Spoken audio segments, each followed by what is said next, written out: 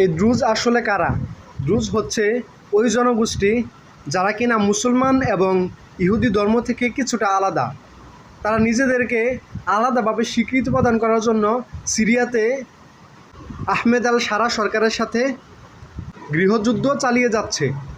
এদিকে ইসরায়েল দ্রুজদেরকে সাহায্য করার জন্য সেনাবাহিনী পাঠিয়ে দিয়েছে।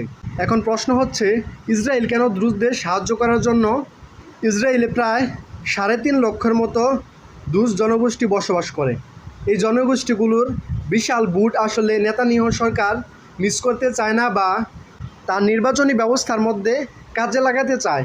তার জন্য সে চাচ্ছে সিরিয়াতে বঙ্গুর সরকার ব্যবস্থার মাধ্যমে হামলা করে দ্রুজদেরকে সাহায্য করতে। আসলে ইসরায়েল তাদের স্বার্থ ছাড়া কোনো জায়গায় আক্রমণ করে না। একটা জাতিকে ধ্বংস করে দিচ্ছে, অথচ সভ্য সমাজ তাদের বিরুদ্ধে কোনো কিছুই বলতে পারতেছে না।